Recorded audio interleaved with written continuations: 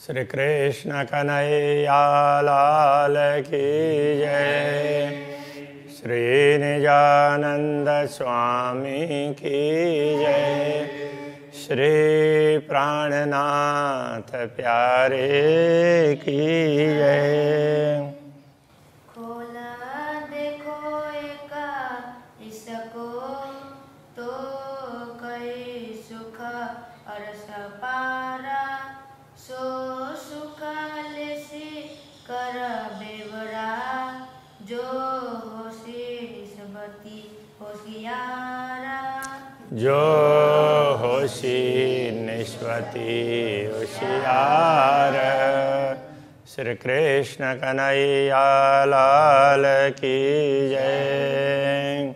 पूर्ण ब्रह्म परमात्मा श्री राज्य के हृदय के प्रेम की बात चल रही है।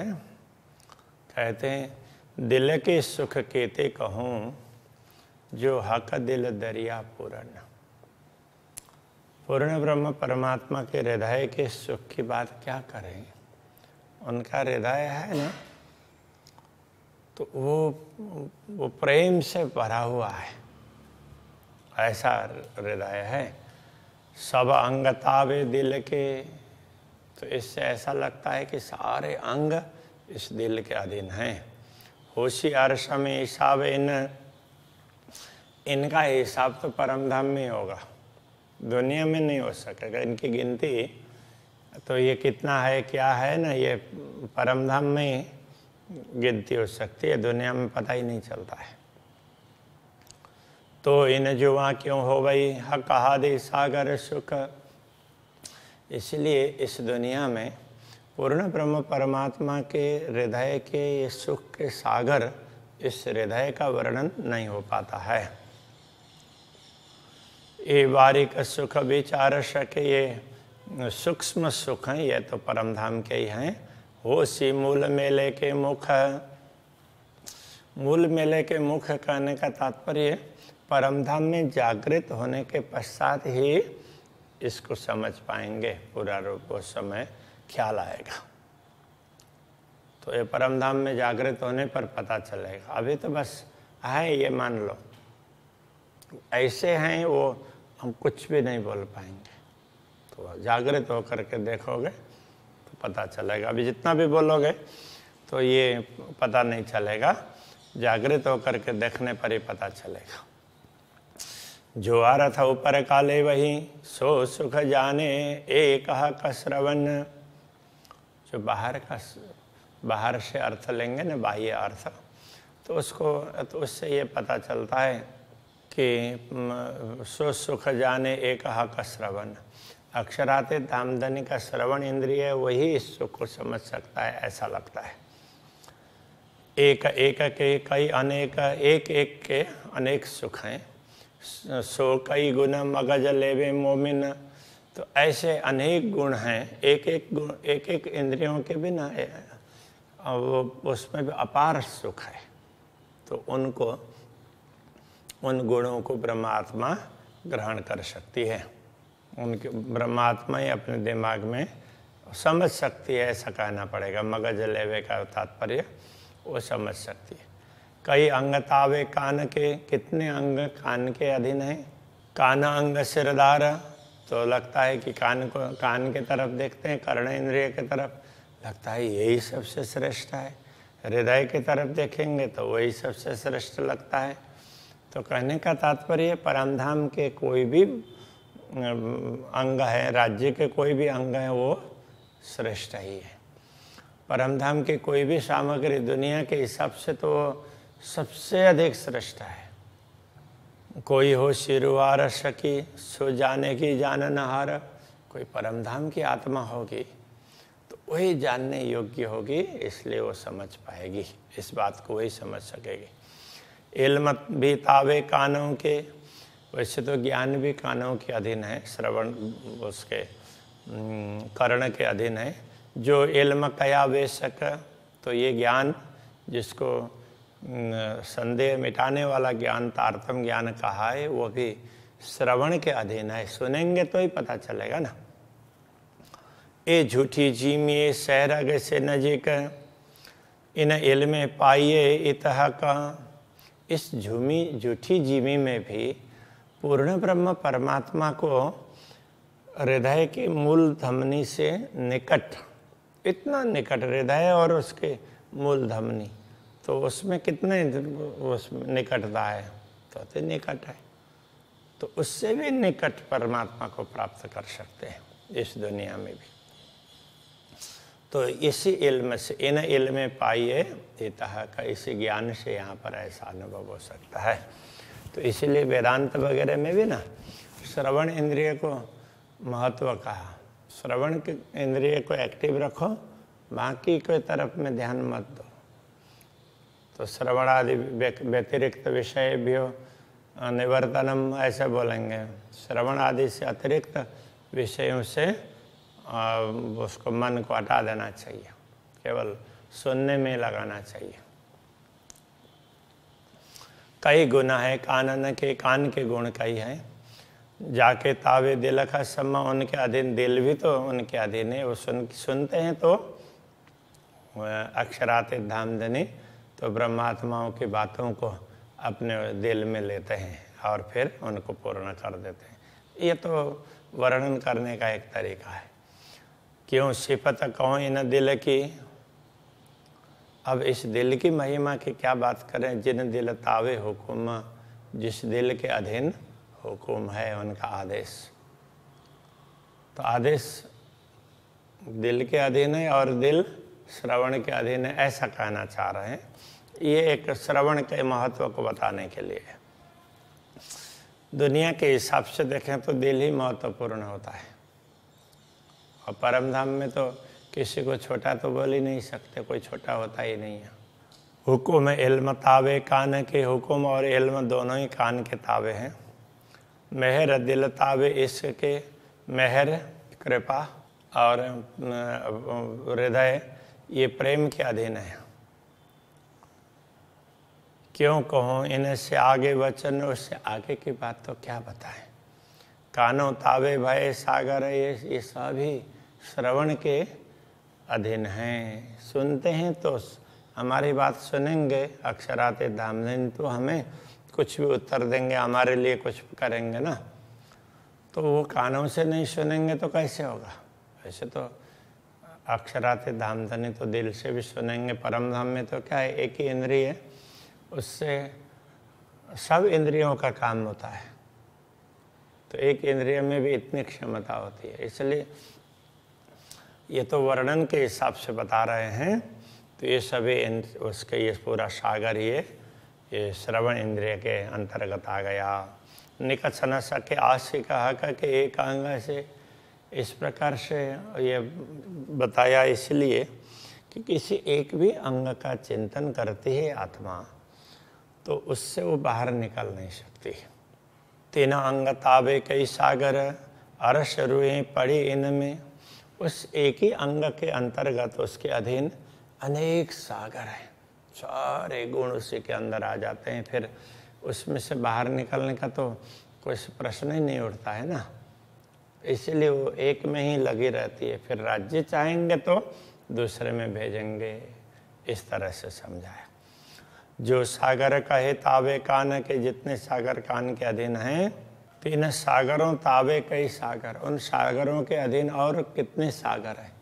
एक सागर के अधीन अनेक सागर हैं, उनके अधीन अनेक सागर है। इस तरह से एक ही इंद्रिय हो, एक ही अंग हो, उसी के अंदर सहारा ही सुख मिल जाता है। तो फिर ब्रह्मात्मा को उसी से तृप्ति हो जाती है, तो दूसरी तरफ कहाँ दृष्टि जाएगी। तो जाती ही नहीं है, उनके हिसाब से तो नहीं जाती है। किंतु अब राज्य को तो उनको सारे अंगों का अनुभव करवाना है ना, इसलिए वो उसके बाद में एक के बाद दूसरे का दर्शन करवाएंगे, दूसरे के बाद तीसरा के करवाएंगे। ये राज्य के ऊपर है। जो गुण देखो हाका एक अंग, याथे रुव निकसे क्यों करा। इसलिए अक्षरातीत धामधनी के एक ही अंग के गुण देखने लग जाती है, तो आत्मा उसमें से निकल करके दूसरे अंग पर, अंग तक पहुंच नहीं पाती है। जो गुण मैं कहती हूँ हका अंग गुण अपार, हमने तो एक गुण की बात कही है। श्री राज्य के अंगों में तो ऐसे अनंत गुण है, उनका कोई पारावारी नहीं है। अरस रूहें गिने गुण अंग के, परमधाम की आत्माएं उनके अंगों के गुण गिन सकती है। सो गुण आवे न क्यों सुमारा, तो उन गुणों का कोई पारावारी नहीं है, दुनिया में तो गिना नहीं जा सकता। और परमधाम में परमधाम के हिसाब से परमधाम की आत्माएं जागृत होने के पश्चात गिने तो उसके लिए कुछ कह नहीं सकते अभी, ऐसा कहना चाह रहे हैं। सुनो मोमिनो एक ए गुण, एक अंग ऊपर के कान। सुनो मोमिनो एक गुण ए गुण, हे आत्म ब्रह्मात्मा, इस एक गुण की बात आपको बताई नहीं यहाँ पर, वो एक उसको एक अंग ऊपर के काना, ऊपर से बताने के लिए आपको बाह्य एक श्रवण इंद्रिय की बात कही है, इसके गुण की बात कही है। अंग अपार कहे कई बातों न, उसके अंदर छिपे हुए तो और अपार गुण है, अपार अंग छिपे हुए हैं, तो एक ही अंग से अपार अंगों का लाभ प्राप्त होता है।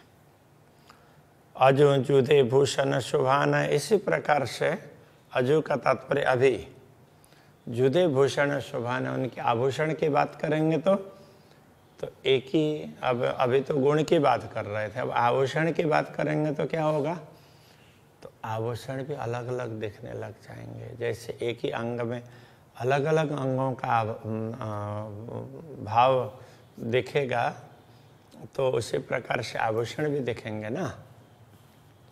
जैसी सेवा शोभा देखो साहेब की, तैसी कानों पहने भूषण। अब वो बता रहे हैं कि जैसी शोभा देखो साहेब की, अक्षराते धामधनी की जैसी शोभा देखने की इच्छा होती है ब्रह्मात्मा को, तो उनके कर्ण में उसी प्रकार के आभूषण दिखाई देते हैं। आसमान जिमी के बीच में हो रही सवे रोशन, उन आभूषण का उस आभूषण का प्रकाश पूरे भूमि से लेकर के आकाश तक छाया हुआ रहता है। एक अंग में कई खूबियाँ, इस प्रकार एक एक अंग में कई खूबियाँ हैं। सो एक खूबी कही न जाए, उनमें से एक विशेषता का भी वर्णन नहीं हो सकता। तीन खूबी में कई खूबियाँ, खूबी का अर्थ होता है विशेषता। उन एक विशेषता में भी असंख्य विशेषताएं, कई अनेक, गिनती हो न ताए, उनकी तो कोई गिनती ही नहीं हो सकती। सो खूबियाँ भी अरस की, तो अब ये विशेषताएं भी परम धाम की है, दुनिया की नहीं है। सो खूबियाँ भी अरस की, जाके कायम सुख अखंड, उनके सुख तो अखंड है, उनसे जो आनंद का अनुभव करते हैं वो कभी मिटने वाला नहीं है, कम होने वाला नहीं है। सो कायम सुख, इत क्यों कहूँ, इस नश्वर जगत में अखंड सुख की बात कैसे हो पाएगी, कैसे कहूँ। ये जो जुआ इन पिंड, ये जुआ उस बात को बताने वाली ये जुआ है ना, ये भी इस नश्वर देह की है, इसलिए उससे उस सुख का वर्णन नहीं हो सकता। क्यों वर्णन अरस अंग को, इस प्रकार परमधाम के अंगों का वर्णन कैसे करें, वो संभव नहीं है। एक अंग में अनेक रंग, एक एक अंग में अनेक रंग हैं, कहने का तात्पर्य अनेक विशेषता है। जो देखो ताकि एक रंग को, उनमें से एक रंग, एक विशेषता को देखेंगे तो तीन रंग रंग कई तरंग, उनमें एक में भी अलग अलग विशेषताओं के अलग अलग रंग की तरंगें दिखाई देने लग जाएगी। सो एक तरंग ना कह सको, उनमें से एक तरंग की भी बात करने लग जाएं तो वो भी बता नहीं पाएंगे।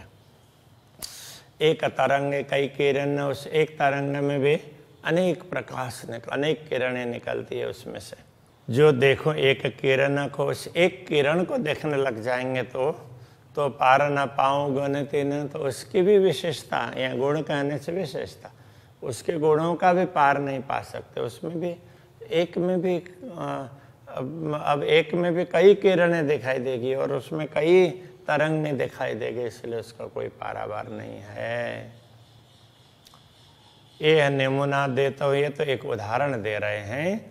सो रूहें जाने जो सिफत करता, जो ब्रह्म आत्माएं हैं इस विशेषता को समझती है, तो वो इस बात को समझ जाएंगी।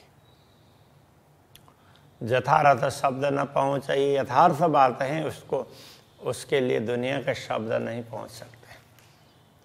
तो जो वहाँ पहुँचे क्यों हक से पता। इसलिए ये जिह्वा पूर्ण ब्रह्म परमात्मा की महिमा के गायन करने में कैसे समर्थ होगी, तो पहुँच ही नहीं पाती।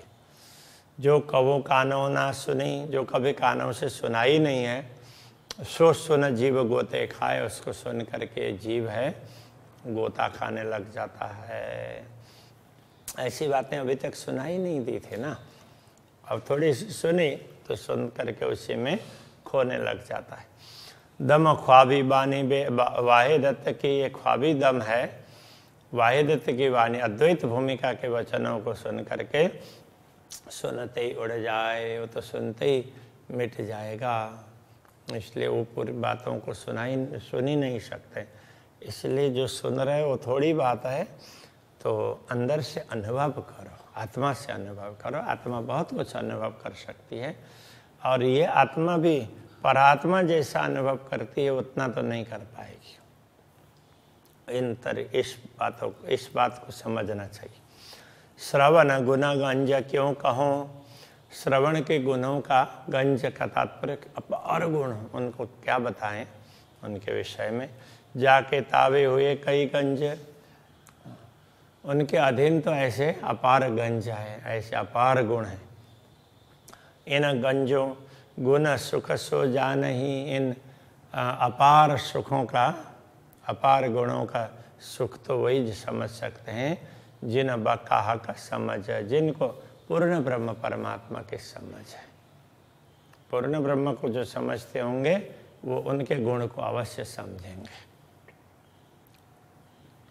गुण एक अंग कहो न जावही, इसलिए उनके एक अंग के गुणों का भी वर्णन नहीं हो सकता है। जो देखो दिलधारा, यदि इसको आप हृदय पूर्वक विचार करेंगे तो पता चलेगा। तो गंज आलेखे अपार के, अब ऐसे तो अपार विशेषताएं, असंख्य विशेषताएं हैं। सुख कहूँ क्यों कर, तो उसमें से प्राप्त सुख, उसका क्या वर्णन करें, वर्णन ही नहीं हो सकता है। ए जब देखो गुण श्रवणा, इन गुणों को जब श्रवण गुणों को देखते हैं, जानो कोई नहीं इन सरवर, इसलिए उसके समान दूसरे तो है ही नहीं ऐसा लगता है, क्योंकि उसका कोई पारावार नहीं है ना। इसलिए तो हम तो उतने तक ही समझते हैं, उस समय दूसरे का ख्याल ही नहीं आता है। सहुर करो एक गुण सुख, एक गुण के सुख पर जरा विचार करो, उसको समझ लो, तो जाए निकस उम्र, तो पूरी उम्र बीत जाएगी उसको समझने जाएंगे, तो फिर तब भी पूरा नहीं होगा। ताथे सुख और अंगों के, इसलिए और अंगों का सुख सो भी लिए दिल चाहे, लगता है कि दिल को उस और भी तो सुख मिलना चाहिए, इसलिए इतना ही वर्णन करते हैं। ये तो एक वर्णन की शैली है। देखो पूरी उम्र बीत जाएगी तो भी बता नहीं पाएंगे, तो इसलिए अब इतना ही बताते हैं, अब और सुख के तरफ जाते हैं। ना तो श्रवण तावे कई गंज हुए, अन्यथा मात्र एक श्रवण इंद्रिय के अधीन भी ऐसे अपार सुख हैं। ताको एक गुण दिल न समाए, उनका एक गुण भी हृदय में समा नहीं पाता है। ए सुख बिना हिसाब के न जाने मोमिन दिला रस, तो ये सुख हैं हिसाब बिना के असंख्य हैं, और जो जिनका हृदय परम धाम है ऐसी ब्रह्मात्मा ही समझ सकती है। ए रस जिन रूहों पिया सोई जाने रस अरस परस, तो जिन आत्माओं ने इस रस का आस्वादन किया है वही एक दूसरे को इसका गुण भी बताती है और उससे समझ भी पाती है। जो देखो सारी कुदरत सो भी इन श्रवण की बरकत, अब पूरा सामर्थ्य को देखें, तो ये सारी सृष्टि है, ये सारी सृष्टि ये भी इन श्रवणों की विशेषता है। श्रवण इंद्रिय से ही ये सृष्टि हुई है, मतलब पूरी सृष्टि का मूल कारण इतना ही है। जो विचार करो इन तरफ को तो देखो सब में यही सिफत। तो इस पर विचार करोगे तो लगेगा सब में इसी प्रकार की विशेषता है, सब गुणों में। इस पर विचार करेंगे तो पता चलेगा। जो शौर कीजिए आकाश सिफत है, अक्षरातीत आमदनी की महिमा पर विचार करेंगे तो ये तो हक वका श्रवण ने तो मात्र श्री राज्य के श्रवण इंद्रिय की विशेषता बताई है। ये सुख क्यों आवे सुमार में, उसका भी कोई पारावार नहीं है। कछो लिया दिल अरश मोमिन, तो ब्रह्मात्माओं ने अपने दिल में उसका थोड़ा सा अंश धारण किया है, उसका पारावार ही नहीं है। जेता सहूर जो कीजिए, जितना सहूर करते रहेंगे समझते जाएंगे, सब सिफतें सिफत बढ़ता एक के बाद दूसरे वो गुण की महिमा बढ़ती जाती है, बढ़ती जाएगी। जो कभी आई बोए इसका उसमें से थोड़ी सी भी सुगंध प्राप्त होगी तो जो मुख न हरफ कड़ता, तो फिर इस मुंह से कोई शब्द बोले नहीं जाएंगे बस। तो प्रेम में रसमगन भई सो क्या गावे, ऐसा हो जाएगा। कौं हुक्म महामत मोमिनो, महामति कहते हैं हे ब्रह्म आत्माओं, श्री राज्य के आदेश से ही कह रहे हैं। क्यों कहे जाए गुण कानन, कान श्रवण इंद्रिय के गुण बताए जा सके ऐसे नहीं है। जाके तावे कई गंज सागर, उसके अधीन तो अनेकों सागर भरे पड़े हैं। इस सुख सह सके हर सके तना, उस सुख को तो परमधाम की परात्मा ही उन सुखों को समझ सकती है, ग्रहण धारण कर सकती है, बाकी तो उनको धारण नहीं कर पाएंगे। तो इस तरह से वो विशेषता है, उसको समझना चाहिए। ये समझ बताइए। श्री कृष्ण कन्हैया लाल की जय।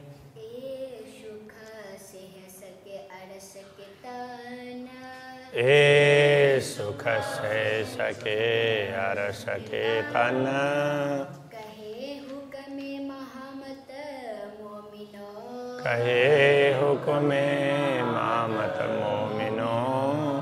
क्यों कहे जाए गुण कानन, क्यों कहे जाए गुण कानन, जाके ताबे कई गंज सागर, जाके तावे कई गंज सागर।